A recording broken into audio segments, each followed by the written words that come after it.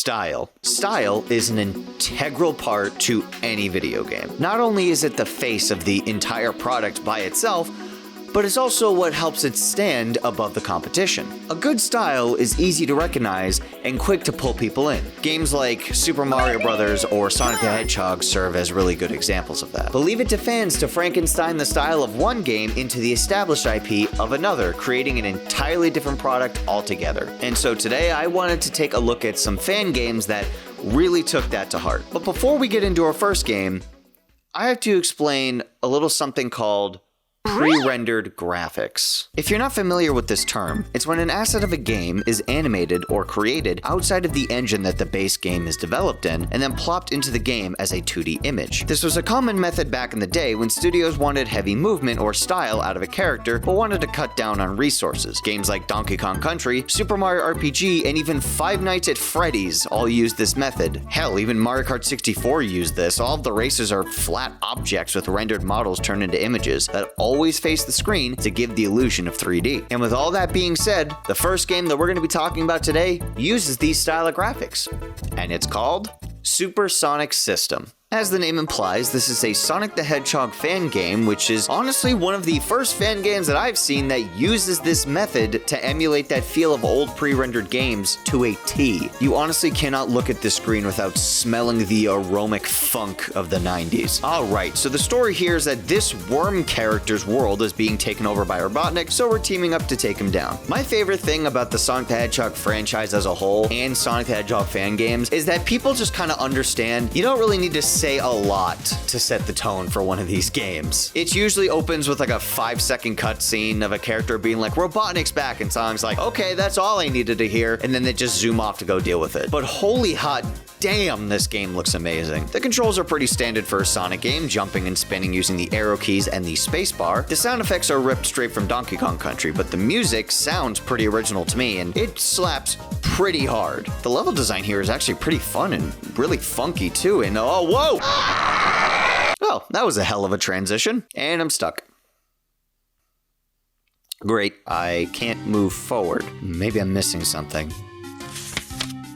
Here we go. So apparently there's a speed boost move that allows you to drop dash and wall dash using the X key, but since I wasn't given a tutorial, I had to look it up on the website. It's a bit tricky to get used to, but once you do it, it picks the pace up of the game so quickly, and it's actually a lot of fun. Note to the dev though, I would switch the jump from space to Z just to make it easier to control. There are also two bosses in this level that I'm currently in that both jump around uncontrollably, and although the second boss was getting on my nerves, I learned the pattern and took him down pretty quickly. Plus, the boss music was really fun to listen to and had a lot of elements from the Adventures of Sonic the Hedgehog cartoon, which was honestly my favorite cartoon out of the two that premiered in the 90s. Plus, it has some of the Sonic CD stuff mixed in, so it sounded pretty kick-ass. The game has no timer, so thankfully I can stop to write notes since there's no pause feature yet. This is a demo, so I'll give it a pass, but hopefully they'll add one soon. I also found a special stage. This tower eye thing gave me a cryptic message, and I guess I have to find something. I don't know. It was, again,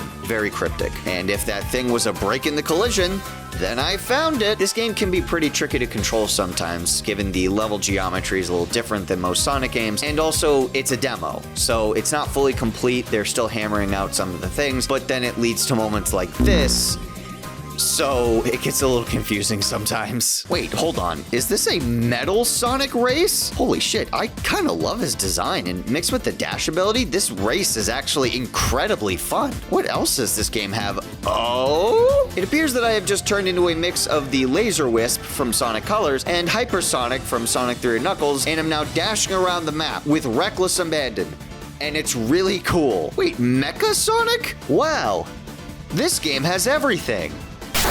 So, to defeat this boss, I have to dodge his attacks while finding these Robotnik canisters to turn into this weird super form that I found in order to hurt him. This is actually a really exhilarating and fun boss fight, although it is super easy to lose your rings, so just be careful about that. I am also loving that, again, Adventures of Sonic the Hedgehog is bleeding its influence in, because that is the Adventures of Sonic the Hedgehog Robotnik design, and I am loving this game with every new level that I go to. After we defeat Mecha Sonic, Metal Sonic comes comes back and kicks my ass and sends me to the next level. This is a fan game that heavily benefits from you sitting with it for a while and learning its intricate details so you can get used to the funky game design. Like in instances like this, where you can find a fucking pinball tree. It's seriously games like this that make me appreciate what Saturn Sonic could have been. Also, Grounder reference.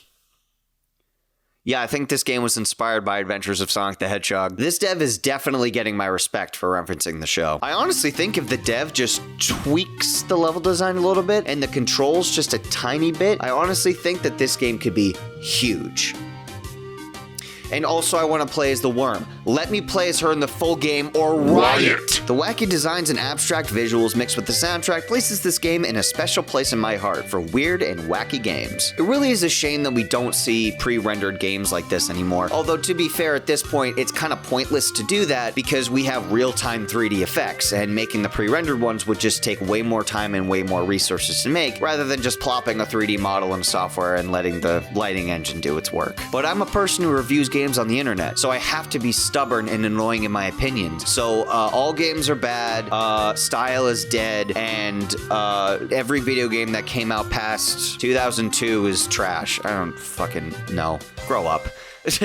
And now to move into the next fan game, which really took me by surprise, actually, with its creativity. And one that I honestly didn't think was going to work as well as it did. And that game was Paper Mother 3. Yep, no, you heard me correctly. This is a Mother 3 fan game that translates the entire game into a Paper Mario style, taking the Thousand-Year Door approach. I mean, just look at this. This is gorgeous, and the atmosphere and mood are completely on point. The animations are a great translation from the GBA game, and the battle sequences are a fun mix between the two games. The cutscenes work really well since the Paper Mario games work very similarly to GBA RPG games with cutscenes and dialogue, with individual movements being used from the base animations that the characters have, and then some independently animated actions for specific scenes. My singular complaint with this game is that some of the sound effects are either missing or are extremely loud and the music fades out when it loops. But that is honestly it, and something that is pretty easily fixable. They also kept this scene. But yeah, there really isn't much to talk about this since, this is it. This is only a demo, and the only thing that this game contains is the fight between the Mecha Drago and Flint, so it just kind of ends after this cutscene. But honestly, I really hope that they do more, but I also understand how difficult it would be to bring this entire fucking game into a Paper Mario style. It was really cool to see a game try to recapture the style from the old Paper Mario games. I feel like the weird, like, 2.5 3D-ish aesthetic that the Paper Mario games had in TTYD and in Super Paper Mario were kind of lost in the newer games. A lot of the newer games are more akin to what the original Paper Mario was like back on the Nintendo 64. The new games are usually about creating reusable 2D images with minimal sprites for the characters, making it easier for the animators to mess around with the environment as opposed to the characters themselves. However, I personally feel like this approach lost the charm of the more 3D style. Is it bad? No, of course it's not bad at all, and it makes it easier on the devs, and I'm all for that. Plus, Origami King tried to mix the 2D and 3D together, but just wasn't the same for me. Seeing this Mother fan project was really a breath of fresh air, not only for the Paper Mario community, but also the Earthbound community, seeing as the only thing that we're really doing these days is yelling at Nintendo to give us Mother 3, but since we've been doing that for like 20 years at this point, it's nice just to kind of have something else. Also, the Earthbound USA documentary, which if you haven't seen that video that I made on it, that was actually the first video essay that I've ever done, so go ahead and take a look. I actually think it still aged pretty well. Right, who's next? Oh, right. Created in 1986, the Noid was Domino's official mascot, who was supposed to show off how reliable Domino's delivery was, or at least the boxes that it came in. He's been revived a few times, most notably in 2021, where he reappeared in commercials, and his popularity even reached fan bases, inspiring people to create video games based off of him. So you know what that means. Yup, a 3D platforming adventure starring the Noid. And yes, this counts as a fan game because the Noid had an NES game, and we love technicalities here.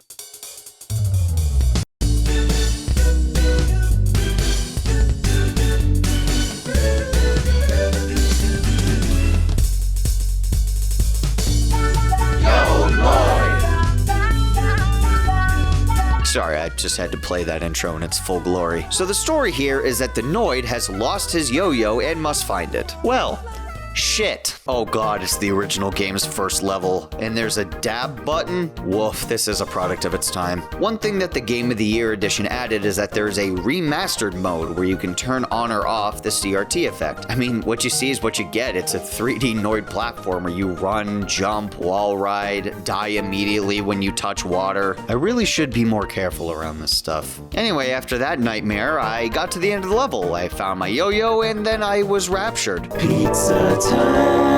And after that, I was swiftly sent to hell.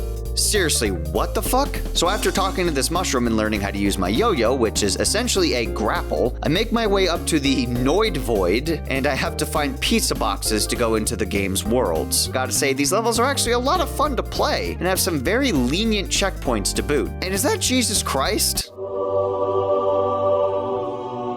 The music in this game seriously hits. Whatever sound chip is shredding on that guitar deserves a raise. Coupled with the fact that there are no lives in this game makes it easy to feel like the world's clumsiest and coolest superhero as you run around with reckless abandon. And of course, to end the levels, you grab pizza. Pizza time! And get fucking raptured again, apparently. I then traveled to another pizza world where I had to travel to the Pizza Planet core to go to Pizza Space where I found this guy.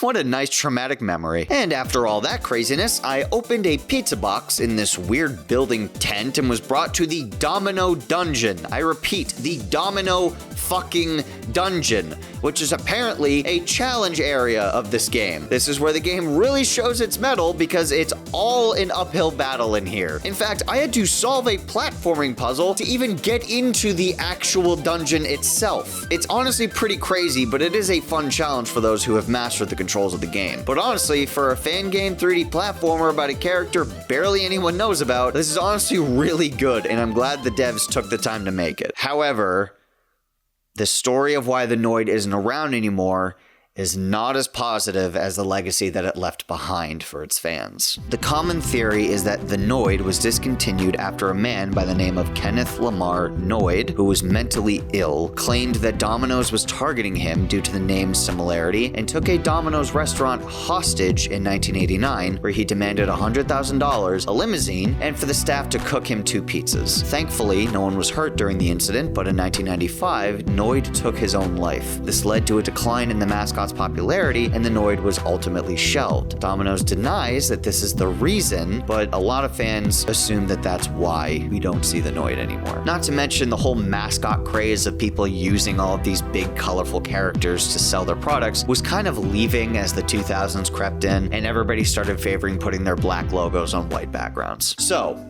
why is style important? Stylizing your game is critical to helping grab people's attention, whether it's working in a style that's already been used or making it your own. While it isn't ideal to always shoot for a different style for every game you make, it is a good idea to experiment every once in a while to see what results you can produce. You might make a cool homage to a pre-existing style or something completely new that no one's ever done before. It's always the weird games that stand out and stick in everyone's mind and are the entire reason I started making these videos in the first place, to show off the weirdest and greatest things I can find. These are the games that served as the biggest inspiration for me, and it's only fair that I try to repay them somehow. I've always said that if you have the skill, you can make anything work. And if I can show a picture of a brown bear with a red bird sticking out of a blue backpack and people recognize it solely off of that, yeah, I think I've proven my point. But anyway, guys, that's all for today, so thank you so much for watching, and I'll catch you guys in the next video.